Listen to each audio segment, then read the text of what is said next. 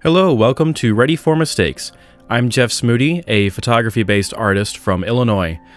This is a photography podcast where I talk to artists about their work and their ideas. Thank you for listening, and I really hope you enjoy this conversation.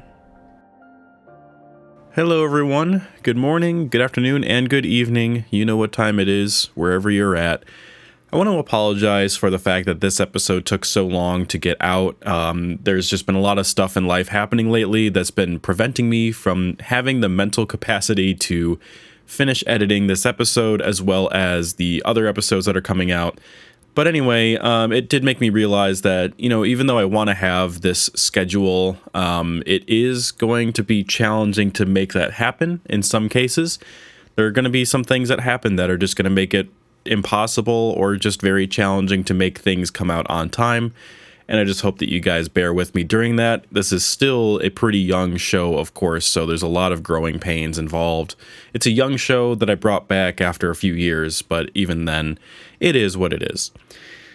But anyway, I hope you guys did get a good chance to listen to the previous episode with Ben. It was a really great time talking with him about his work, and it was really great talking to a fellow Chico Review person yet again, and I hope to do more of that with some other folks I met at Chico Review. And also, as I am finishing up this episode, the Chico Review for 2024 is actually starting up, which is really, really exciting to see. There's some people that I know that are going to it this year, which is just fantastic. In fact, past guest Vincent Glielmi is one of those people who's going to be at Chico Review. So shout out to Vincent. Great conversation with him. If you want to listen to us talk about his work and Chicago pizza, go listen to that episode with him. It's a really great time, and I hope that sometime when I go back to Illinois that I can meet up with him again, maybe do a little bit of a recap episode, and perhaps talk with him about his experience at the Chico Review. Vincent, if you're listening, you have been warned. This episode is with an artist that I had met a while back when I put together a couple curated zines. Lindsay Godin is today's guest, and I originally saw her work when she submitted this photograph of a burning RV, and holy crap, it is a beautiful and very just intense image. Yep, it is still the first photo you see on her website. Ultimately, that's not the image that we're talking about throughout this. In fact, it doesn't come up at all during our conversation. We focus more on her futurisms and wildfire aftermaths, which are two of her more recent works that she's been doing. It's been really fascinating hearing about this. Lindsay and I had a virtual studio visit while I was in my MFA, and we very briefly talked about her work, and it kind of was the thing that got the ball rolling of me wanting to dive into her work more, inviting her to come on the show, figure out what is going on inside of this work that just feels so ethereal and alien at times, and then the wildfire aftermath is something I came to a little bit later. So we'll talk a lot about those two bodies of work and what went into them. As always, I have to read off a quick bio about Lindsay, just so you guys have a bit of a grounding for who she is as an artist, teacher, all that jazz. Lindsay is a graduate from the University of Iowa in the MFA Dual Degree Program in 2018, with a primary concentration in photography and a minor concentration in graphic design. Lindsay is currently the Assistant Professor of Photography and Design and Photography Area Coordinator at Valdosta State University. Forgive me, I am Midwestern. I can only say O's a certain way. That's in Georgia. Lindsay researches photography curriculum and creates photo documentaries that shed awareness on contemporary American cultural norms and political values and how they affect American society on the macro scale. In more recent months, Lindsay has taken an interest in how climate change negatively affects large populations in the mountain, West, and High Sierra. In June 2017, Lindsay was a recipient of PDN's 2017 Photo Annual Award for Student Work. She presented her work at the 2017 Midwest Regional SPE Conference. I was there. 2019 West-Southwest Regional SPE Conference, and the 2019 SECAC Conference. Her photographic images are on permanent collection at the Albright-Knox Gallery in Bethlehem, New York, ItsLiquid in Venice, and the Pennsylvania. Please forgive me. I'm going to go with Lehigh Valley Center in Bethlehem, Pennsylvania.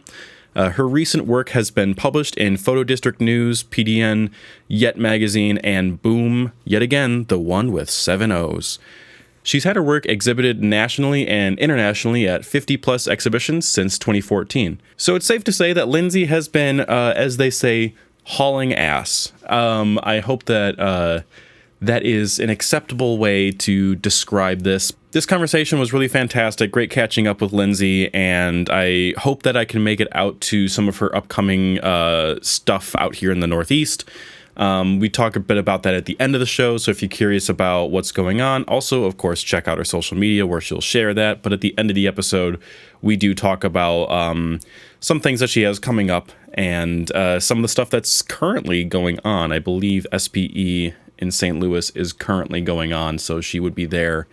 All of you that have come to me through Chico Review, hope you guys are lamenting in the fact that you can't be there this year, and I hope that everyone that is at Chico Review this year is having a great time, or will have a great time, or had a great time. I don't know when you're listening to this. Yeah, that's how it goes, and let's get on into this conversation that I had with Lindsay Godin. Hi, Lindsay. Thank you so much for coming on the show. How have you been? Good. How are you? I'm doing all right. It's been a very busy month, but alas, it is the holiday season, so it's supposed to be busy. Yeah, surprisingly, it's supposed to be very busy. I work way too much. Yeah. I'm like hoping to have some time off, enjoy some time with my family. But yeah, I'm excited to talk more about my practice and my work. Also talk to you about photography. Remember a while back you had done a virtual studio visit with me, briefly talked about looking at some of the work we'll be talking about today, so it's almost like we're finally being able to do that. Yeah, absolutely. It was a very busy MFA time when we did that virtual studio visit, so yeah. How long ago was that? Like 2 years ago? I think it was close to that. Yeah, I think it was like early in 2022. So yeah, but anyway, so of course I would love to hear about your origin story, how you first got into photography and art as a whole. Great. Yeah. So I definitely became really interested in art, but I would say early in my childhood, primarily middle school. I do think my parents definitely had an influence upon that. I also think my location had an impact as well.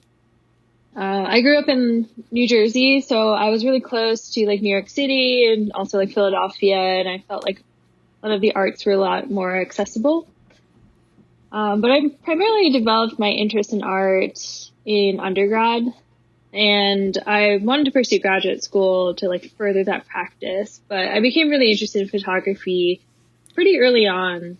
I often wonder like how, like with a lot of the people I talk to, it's either they were like relatively close to art scene kind of things, or they were like me and Epiphany, a bunch of others, where we're just kind of isolated in the middle of, and what would be considered the middle of nowhere by the coast standards. And it's like, that's kind of like one or the other for a lot of American artists I've found.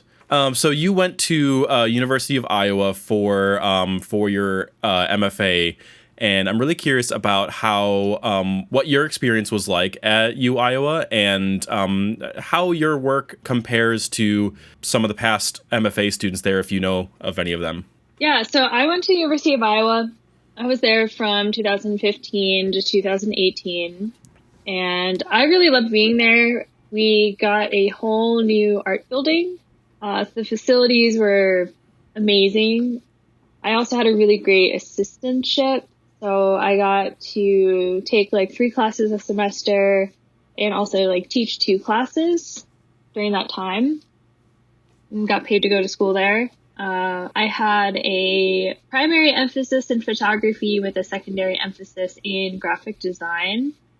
And I primarily studied under photo professors Margaret Stratton and Jeff Rich, and they are actually not there anymore. They actually left after my second year at Iowa. So they definitely had a influence upon my creative development and my practice. I do think that their work tend to be a lot more documentary focused. So a lot of more attuned to like social issues, whether it be environmental or political, societal. But also their work was very like aesthetically emphasized. They had more of like a straight documentary approach to image making. And I do think a lot of the grad students that I also studied with, and even past students as well, kind of took on that similar style. I would say it's not necessarily for everyone, but I do think there was a commonality. I do think that's changed a lot since they hired Rachel Cox and Slasha Rosh. So I do think like there has been a major change in terms of the student work that's currently coming out of that program. Yeah, so I'm really like fascinated by how, looking at your work, how it has that documentary style and everything that we'll be talking about, but you've turned to aestheticizing a lot of it. If you were to put yourself back in your MFA shoes and look at where your work is now, which is a bit more aestheticized compared to some of the more straight documentary style, do you think that you would have seen your work take the direction that it has now, years later? I feel like a lot of my work is influenced by who my mentors are. I also think like if I were to have studied under someone else, I think my work would have probably have been different. Especially now that a lot of these art programs are leaning more towards like interdisciplinary practice or like installation based exhibitions. I do think my work would be maybe aligned more towards that. That's something that I've noticed too with since when I just got my MFA, my professors kind of straddle like the older straight photography versus more installation, experimental kind of stuff. And they really help me like figure out how to find where I'm comfortable within that. But I see a lot of art programs around the country have been leaning a lot more toward that installation, multimedia, all that kind of stuff, which is really cool. And it also does leave a nice place for those of us that are really interested in straight photography to still have a grip on things. You finished your MFA just a couple years before COVID-19 hit the country. And I'm really curious if your ideas and your practice had shifted or expanded around that time. Yeah, so it was an interesting time leaving grad school and starting off. I honestly found it pretty scary to like have to create artwork without guidance or a mentor. Like I had to like trust myself and my abilities to create work. Do you feel like that's been the same for you? I think so. I had a really strange time during the height of COVID because while all my friends and family were trapped at home, working at home, I was a photojournalist at that point. Oh, so I was still out and about taking pictures for work, but I was also able to still take some photos for myself here and there. So I was in a less than common situation compared to a lot of my fellow artist friends. Yeah, so a lot of it had to just come through trial and error. For me, I looked at a lot of artists' work, almost like an hour a day, just looking at other artists' work, mainly to obtain that sort of guidance and inspiration that I didn't quite get directly from my professors. So I got hired at the University of Nevada, Reno, just right after grad school. I also found like that landscape, especially out in the West, was really inspiring to me. And that's where I started the two most recent series. So I did a series called Futurisms and also Wildfire Aftermath. And I started them roughly around like the same time. So when I was looking at a lot of artists' work, I was also inspired by Larry Sultan's Evidence. It's a really fantastic photo book, and Martin Lang's Ghost Witness. And I also really liked Matt Black's Geography of Poverty. And there's this like, I don't know if you've noticed this in the art world, specifically within photography, but there's this horror aesthetic that has been really trendy, especially within the last couple of years. I've been really compelled and like drawn to these particular publications, Phases magazine, as well as Void Publishers, and they're both based in Greece. And also I've been really inspired by the work from the Photo Exploration Project, which is based out in Germany. And then I got hired at Valdosta State. I'm in the state of Georgia right now, and I got hired in August 2020, right in the midst of COVID. So a lot of that halted my travel plans. And because I was moving from like the high desert landscape to like the deep rural south, I felt like the landscape didn't quite fit within my work and my practice.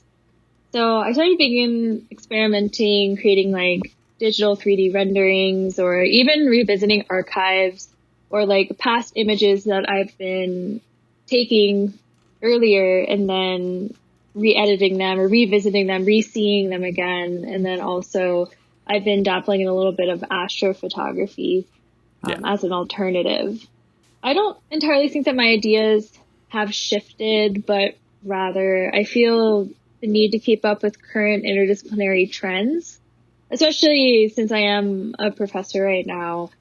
I've been seeing a lot of the art world it's been changing to become a lot more interdisciplinary. I've been also really busy with doing a lot more other service academic things, like I had to redesign my department's photography curriculum, and I've been renovating a darkroom. So I feel like my practice has kind of been a little bit at a standstill, but I am really interested in creating new work again.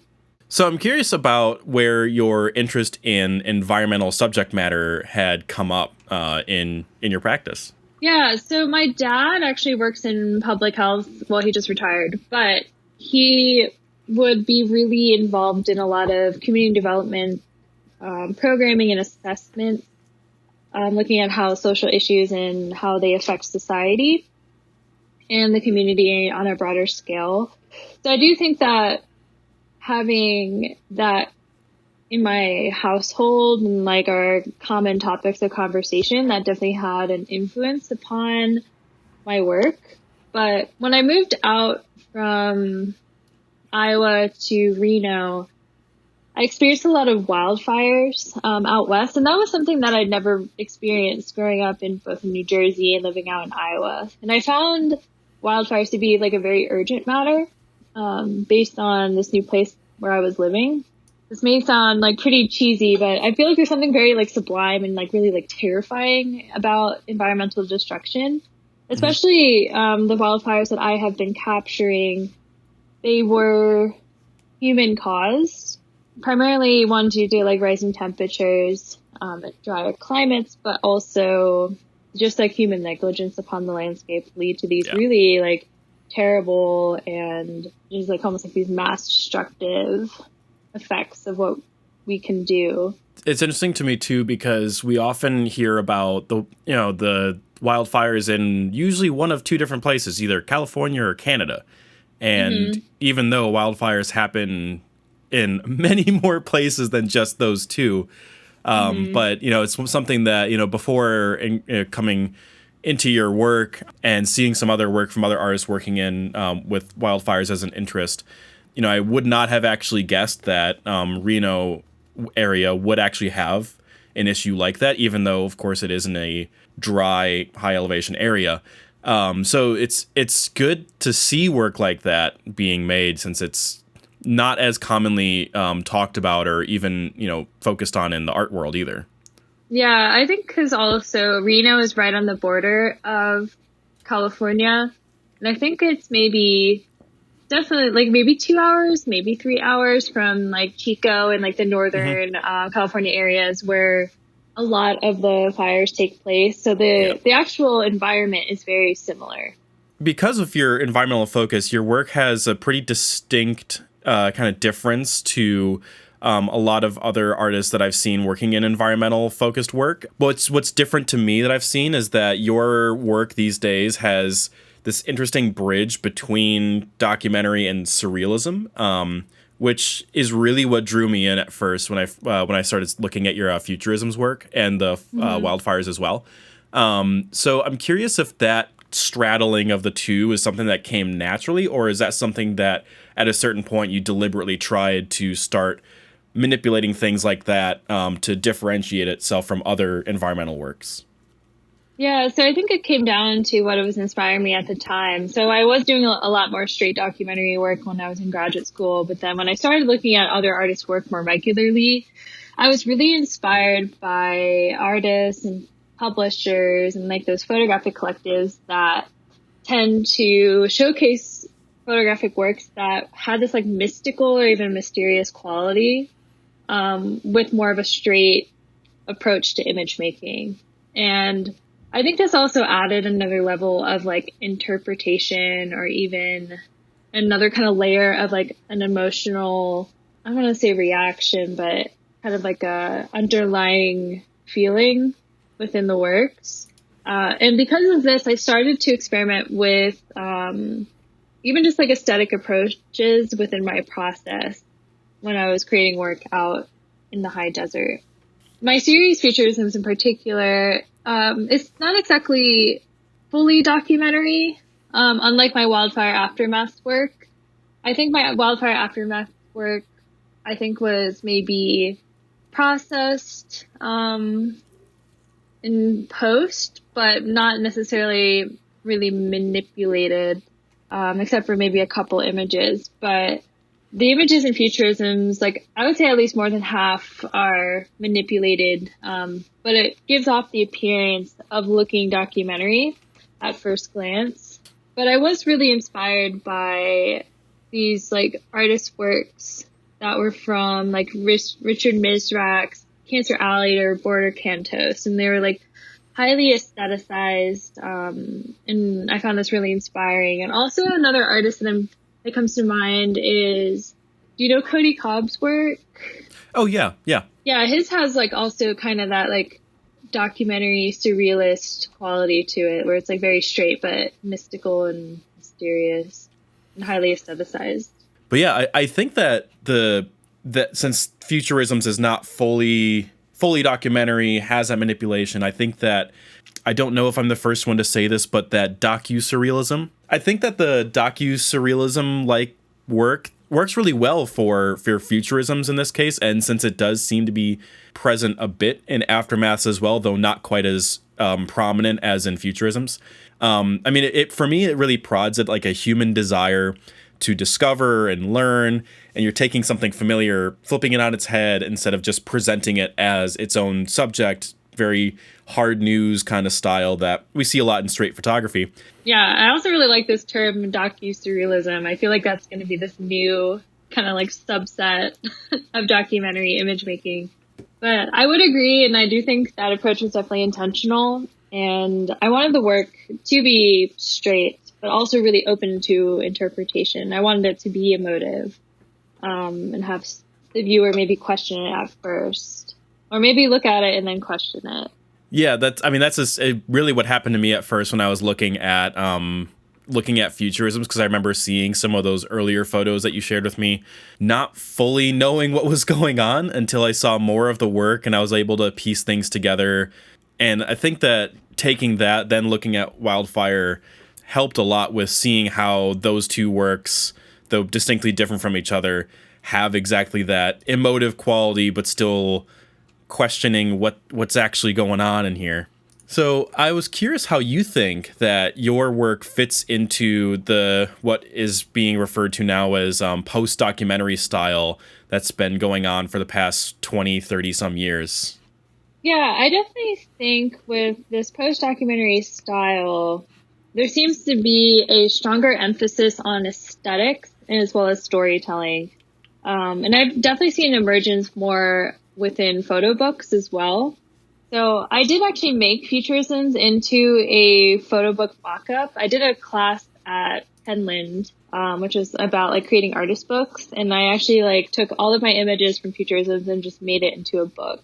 And I felt like seeing my work in a book format has really helped see my work as a collective set of images. And have you dabbled in bookmaking? Yeah, I was able to play around with it when I was working on my MFA book. I wanted to feel like I was actually working for it rather than just sending it off to a bookmaker and then not really knowing what actually goes into making it. So it was a lot of fun doing that. Yeah, and also like book publishers, like it's so interesting because everyone can have their own particular like vision of how collection of images could even look or like be paired together, and even just like the sequencing and pacings of books. You can really transform a series in really compelling ways. But I also have been seeing an emergence of photography archives and as well as collections that could be either hosted online or in print. I was recently featured, I think a year or two ago, by this group based out in the UK. It was called Then There Was Us. I'm not sure if you've heard of it, but it was an online platform where they showcased artists to showcase their work that brings us like social awareness to issues, and also was more of a straight documentary, but also highly aestheticized with the works that they featured. And I really enjoyed the works that they put together in their collective. Those kinds of things I've been seeing a bit more as well. I mean, I think it's also partially some of the residual effects of COVID, everything being online. And Epiphany and I talked about that in her interview about how a lot of online gallery, online collections, things like that have clung on and are still around, which is really good. More accessible. Mm-hmm. We need that. Oh, yeah, absolutely.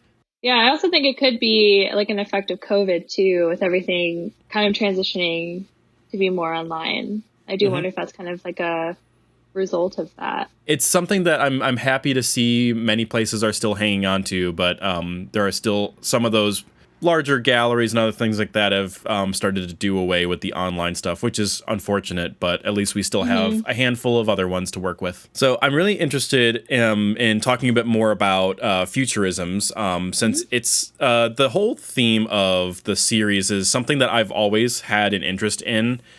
This, you refer to it as uncharted territories in your statement for the work. And, these days what there's, uncharted territories is kind of has a different meaning now than it did, say, 50, 75, 100 years ago. I'm curious about how you went about making this work and how the development of this work was. I was really inspired by moving out west, and I felt like I was stepping into a new territory. And I was really compelled by the landscapes that could not necessarily support life. I'm thinking of like the Black Rock Desert, or even these like really remote regions in the high desert. And I was also very aware of my own imprint on the landscape. And while my actual like imprint is pretty minimal, I still feel like it leaves a mark on this planet. And I'm thinking primarily kind of in like a broader scale of just like climate change, or even just like human impact upon the world and the landscape. But going back to the Western landscape itself, I found it to be very otherworldly looking, especially in the desert. And I really enjoyed like its vastness as well as its like minimalistic quality. But I'm also like really interested in mankind's preoccupation with immortality and to like push our survival in like our human race to limits like beyond ourselves. So one time I was photographing in the Black Rock Desert, not at Burning Man, but there's a bunch of like amateur rocket enthusiasts just like blasting off homemade rockets. They're just like a bunch of dads. I love it. Just throwing off rockets. But I found it so like endearing, but also in a way like people can just make like makeshift rockets in their backyard, or like they can just make it at home, and like they can utilize technology while they're actively pushing themselves like beyond their limits. So then just seeing that, I think really solidified the concept of futurism for me. But also when I think about like technology, I've also been really intrigued by the machine's gaze. We use the machine as an extension of ourselves to like observe and identify and potentially like claim new and like unobtainable territories, or even how we utilize the machine to claim somewhat like obtainable territories like planet Mars. I wanted my photographs to represent that in particular, since I didn't have access to any type of like rocket technologies or imaging facilities. I ended up manipulating my photographs to represent that. That was done in-house, and it wasn't real. But I wanted my photographs to almost become this like new territory of its own within my process of manipulation. Yeah, and I think that kind of what you were just saying about your in-house manipulation, and that in conjunction with them being photographs themselves, I think that the specificity of them being made with a camera rather than being paintings or even digital rendering, as an exclusively digital rendering, I think that the combination of the photograph, the camera use, and the post-production manipulation, photoshopping, rendering, those I think really work with exactly what you're talking about with the machine's gaze and how we work with machines and how this work is kind of about that process. So I think that that's a really cool thing that I hadn't realized prior to this. So yeah. And so the other thing with this work being really like references space a lot, and it makes me think a lot about UFOs and the fact that the Southwest has this this strong history of witnessing UFOs, and many of them being military tests and all that, but others not really necessarily sure. I was really curious if that that kind of subtle reference was something that was more latent by the subject matter, or if that was something on your mind when you were working on this. I'd have to say like it's more the latter. So I would say more latent in the nature of the subject. I wasn't entirely hinting on UFOs when I was creating this. Yeah. I think it's just part of that's just kind of, like that Southwest, high desert type of landscape that people associate with. So I need in the YouTube version, I need to put the Ancient Aliens guy. I forget his name. I haven't seen that meme in a long time.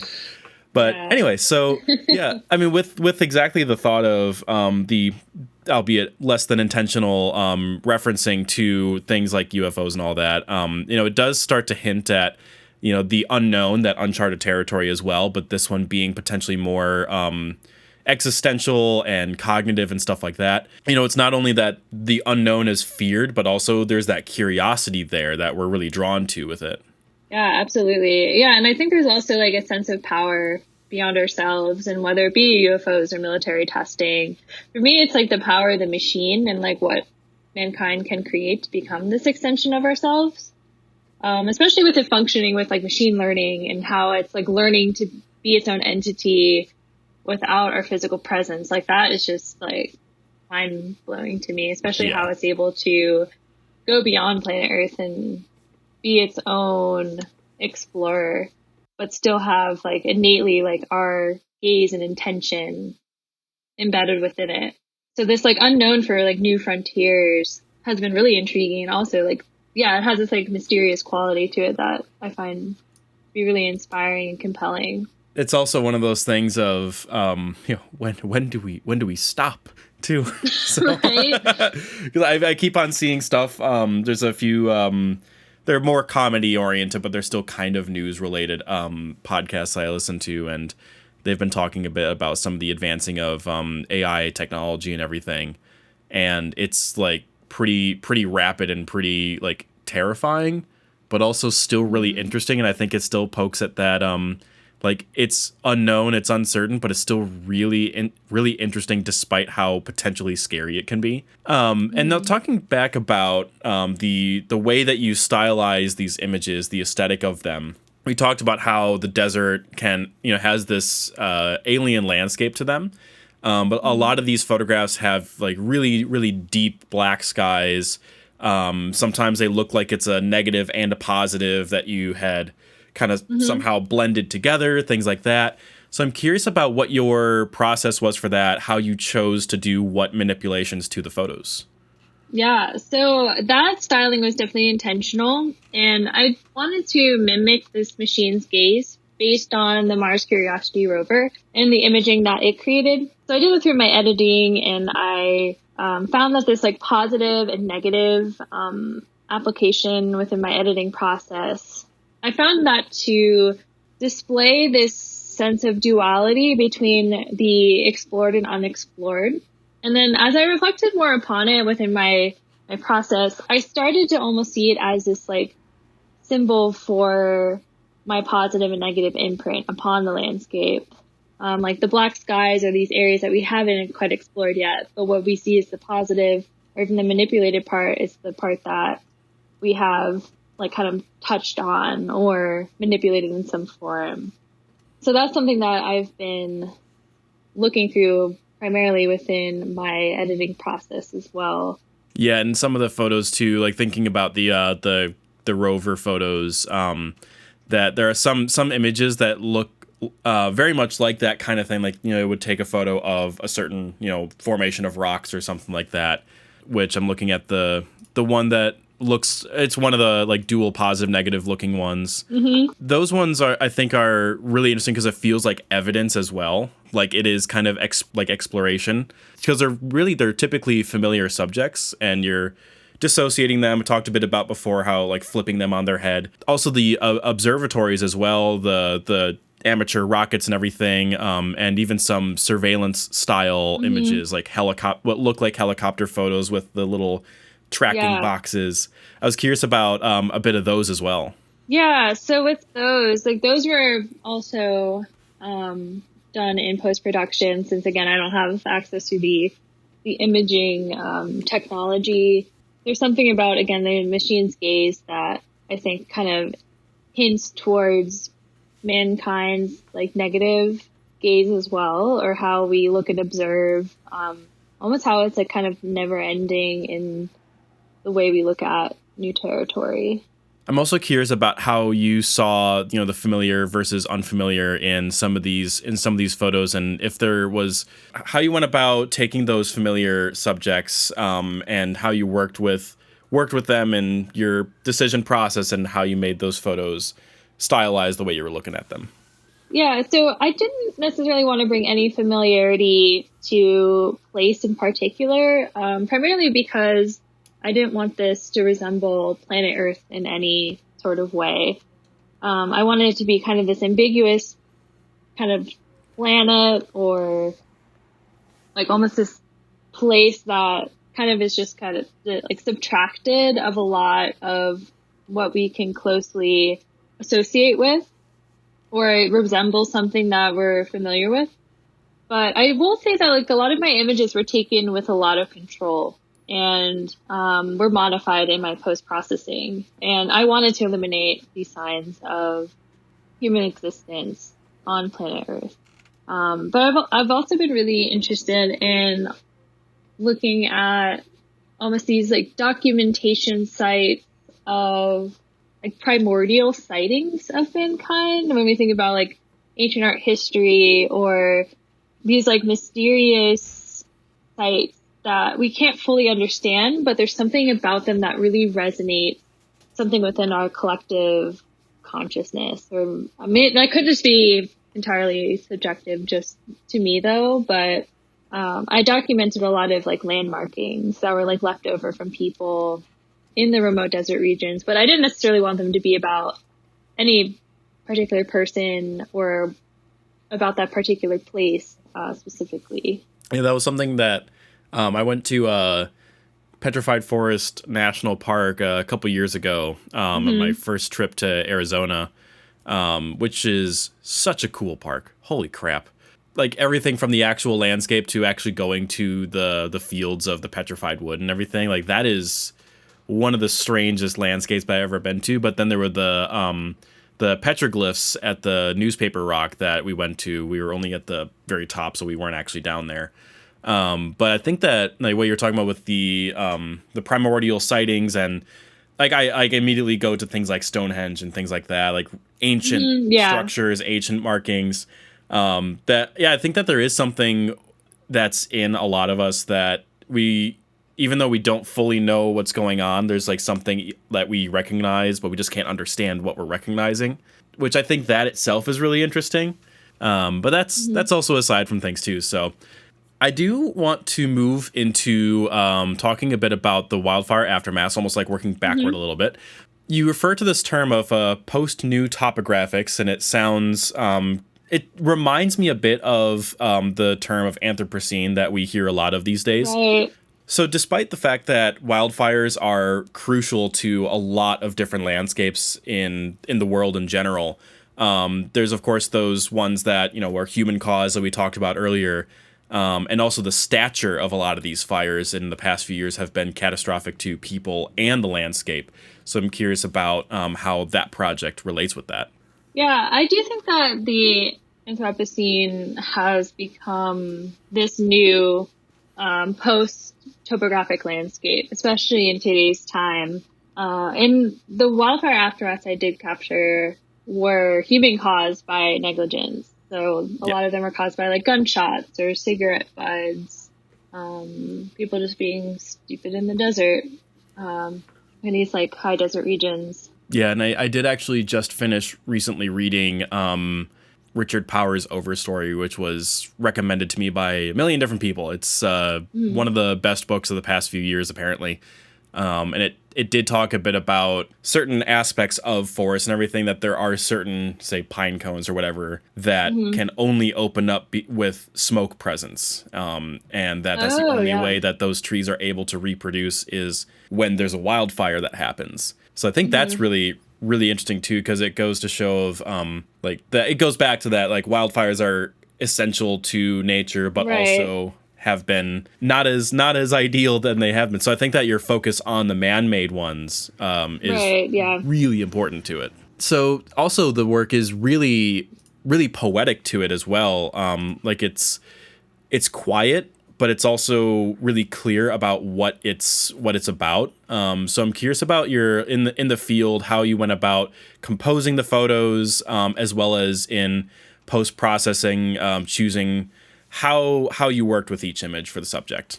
Yeah, so a lot of it started, and this is even starting like most of my projects, a lot of it starts with traveling around, really going out and just exploring with an open mind and capturing what appeals to me. And I started the project exploring the desert in these high desert regions, and came down to really reacting to the place and conditions that I were in. And seeing all those wildfires, I think, really compelled me to go out and explore them once they were over. I wasn't quite able to photograph on site. I had I had leads to start to be able to get on site, and then I had to take my job in Georgia. So I was starting to make headway to expand the project, but then I had to move for my job. But I liked shooting in also similar atmospheric conditions. So sometimes depending on different times of day that you're shooting, your light quality is going to be very different. So I always tried to make sure that the lighting quality looked most consistent based on the time of day or the weather conditions I was photographing in. And I think that also helped bring a lot of visual continuity to the series. And I also think black and white imaging also helped with this regard as well. And I also noticed that I tend to do a lot of more centralized compositional framing with my subject matter, or even the areas of emphasis that I want to showcase. They tend to be more centered within the frame. But also even for futurisms, I tried to edit my photos based on the type of mood it evoked for me. Mm-hmm. Did it cause this sense of awe or curiosity, or did I find myself wanting to explore these new territories? Therefore, leading to an imprint of this place. Yeah, so then I also wanted to mimic the machine's gaze, so I considered, how would the image look if it were to be captured by the machine itself? So that came into be in more post-production, whereas with Wildfire Aftermath, I tend to maybe add more of a stylistic approach rather than an actual full-on manipulation. Yeah, I'm looking at some of the more high contrast ones with really super deep shadows, and then there's these brighter areas. So there's a lot the path looking ones and certain things that are more glowing in the frame. Now, were these shot on digital and using different color filters or something like that in Photoshop to separate certain things, or was it a slightly different process for being able to highlight certain subjects in the frame? I used a digital camera for this particular project. So a lot of it just came through in editing within Photoshop specifically. So I played around a lot with like curves, adjustments, and like the black and white slider. When you look at like the different color filters, and just like subtracting and taking out or adding more contrast that way. I said it in a Vincent's interview as well, but the blue filter. I love the blue filter. Yeah, it's a good one. It's doing a really good job for the types of photos I've been shooting lately. Though my Illinois stuff, I don't have any color filters because it's all 6x7 black and white film. And all the color filters for that lens, they're so big and they're so expensive. And I'm like, gosh. But anyway, so thinking about the some of those manipulations, there's one specific photo that is this really deep red photo of a tree that stands out from the rest of them. And I'm curious about how you see this photograph fitting in with the rest of the work. Yeah, so it is definitely a standalone image within that series. But I came across it in one of the aftermath sites that I visited. And it was of a tree. It was like a smaller tree that was just like completely just burned out in the Western landscape. And I enjoy the composition of the image. I printed it. I think I appreciated it more when I printed it out because I used like a really high luster type of photo paper. And when it goes on the wall and shines, like, and the light is shining on it, it reflects like this really bright red where it looks like it's just kind of actively in this kind of state of constant burning.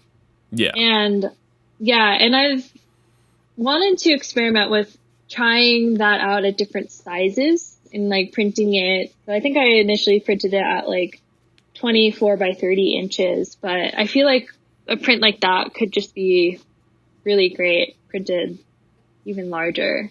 So so I've been like wanting to experiment with printing it at a larger size just to see how that would look. Yeah, and you kind of talked a bit about, the scale side of things. Of course, I'm limited to only seeing it on my computer screen or my phone screen.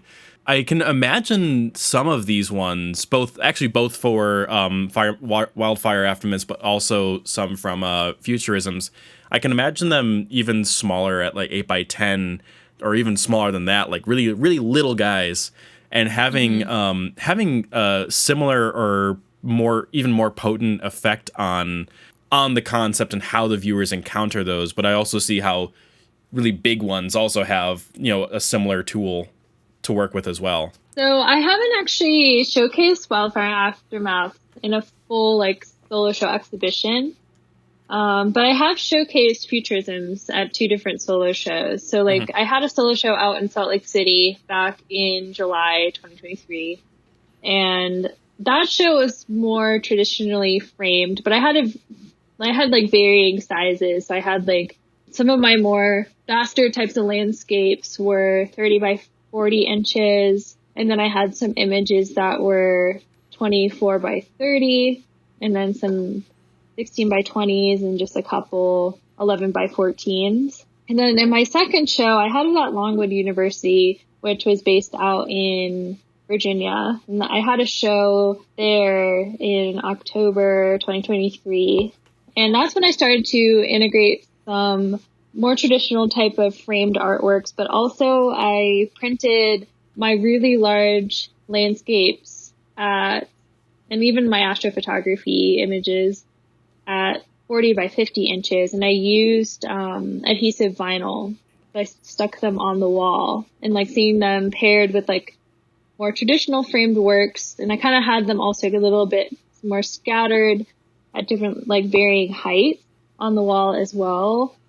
I do think that added a little bit more variety and also a different presence to the work. But I haven't explored too much about printing my work smaller. I think it may bring on a sense of almost looking at the photographs as almost like an evidence-based object or something that was, I feel like the smaller types of photographs always seem to be kind of held to this more like personal or intimate regard. Yeah, and for me too, like exactly with that, because it's more personal, more intimate, it like physically pulls the viewer into looking at it, and by nature of it being smaller, there's certain details that are lost versus the larger scale one that has that presence, that has every ounce of detail that you could possibly get. So I think that that's kind of one of those things, like depending on the photograph, you can pull someone in and give them just enough information for them to encounter that image in a way that that they will interpret it. But there's so much lost in the resolution that it opens up more subjective views on it than like, oh, the big honking 8x10 negative print that, or I'm even thinking like a Jeff Wall photo. Like there's every ounce of detail you can get out of that. And it has that effect for a reason. But I think that smaller scale has, I feel like it can have a really good effect on some of the more evidence-like ones in both works. So I am, of course, really curious on since what you're working on these days. Since of course you're doing all these different things with school, with the darkroom and program designing and all that.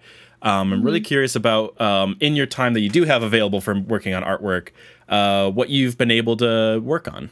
Yeah, so I've been wanting to explore a little bit more interdisciplinary practice. I'm interested in exploring more 4D, whether it be audio or moving image. I haven't had too many solidified ideas yet. I do think my futurism work could branch out into these different types of formats. However, yeah, it has been very tough with my work schedule at the moment, but I did get a review. I was in the top 200 for critical mass, and one of the jurors recommended that they could see this work being or transitioning to go into 3D. I've been like thinking about that as well and thinking like, how could I take this into the realm of 3D? But I have been yearning to get more involved with interdisciplinary practice that also notes more on societal political issues. Like I want to go back to kind of to the topics that I was doing when I was in graduate school. And lately, I think I've been experiencing this myself pretty greatly, is this new concept of like workism. This is something I've been like feeling really deeply, is this constant sense of like constantly working and understanding like one's purpose, especially in a capitalistic society. So I may kind of put my older work on pause. It has been hard to create artwork, especially when I'm on the other side of the country and I don't get a lot of funding. Yeah. Typical artist. The usual things that we have to deal with. Yeah. So I have been like wanting to explore maybe something else. And I do think like photographic series or even artworks, I don't even know if there's ever an ending point. You can always come back and revisit projects as time goes on. The fact that you're interested in audio makes me really excited too, because I recently took an audio sound art class and I got my little guy here. And my professor Walker Downey, he actually has a photography background, and he went into sound art for his PhD in art history. And cool. It's really, really fun stuff. So it's gotten me like I was already aware of like John Cage, of course, but I never really like fully studied his like why he's so important. So I just knew like, oh, he's this really funky guy that did the silent piano piece and the prepared piano. Like that's all I really knew about him. And then I realized the extent of what he was doing and how important it was. Actually, it was in another Richard Powers book. He was a prominent influence in that book as well. Orfeo was the name of that book. Highly recommend it. Very fun. So yeah, that's excited to see how you can start to bring that multi-dimensional side of things to the work. Like I'm thinking about, now I'm just kind of spitballing, but I'm thinking about on your Futurisms gallery, there's that one with like the isolated like inverted negative portion in the middle. I'm thinking about layering, so like printing out, or rather like a transparency, and then having another transparency of that negative layered on top of it, and then has that perspective shift as you walk around it. Thinking about I like that. Things like that would be fun. Yeah, even like looking at it a little bit more sculpturally, less two-dimensional. And then gets into all the darn installation stuff that people want to do these days. Yeah, right. So anyway, to start to bring things to a close here, I'm curious if you have anything coming up that you would like to share with people. Yeah, so I have a solo show coming up with Futurisms again. It's going to be at the Contemporary Arts Center in New Jersey. It's located in Bedminster. It's pretty close to Rutgers University, central New Jersey. And the show is going to be up from April to June of 2024. I'm not entirely sure of the approximate dates of the exhibitions, but I know that those are the months that I will be exhibiting. And I'm also going to be a visiting artist at Georgia College, which is in Macon, Georgia, in February. And I'm also going to be presenting at the Society for Photographic Education conference in March, which is going to be in St. Louis. We love SPE. Yeah, that's exciting. Hopefully I can make my way down to Jersey to go see the show. I think that's like a 4.5 hour train ride for me, so not too bad. Yeah. So you're based in Massachusetts, right? Yes, yeah. Okay, great. Because I've taken the train over to New York City before, and it's not too bad, but just go a little bit further, and I would be in Jersey. So fingers crossed I can get my ticket in time where it's not going to be $150 to get a regular coach seat. Do you know if you're going to be at that show in person at all, or is that something that you might have to hang back for? I am. I just don't know if there's going to be an opening or closing reception. Yeah. So, like, the logistics of the show haven't been fully solidified yet. I would prefer to have a closing exhibition because I'll be off from teaching at that time. So yeah. Very fun. Anyway, to kind of bring things to a close now, thank you so much for spending some time talking about your work. I was really excited to be able to finally really digest some of the stuff because it's always been so interesting to me. So thank you so much for coming on. Great. Yeah, thank you so much for having me on your show. It's wonderful to chat with you about photography. All right, and everybody else that's listening, thank you so much for spending some time here, and I will see you in the next one.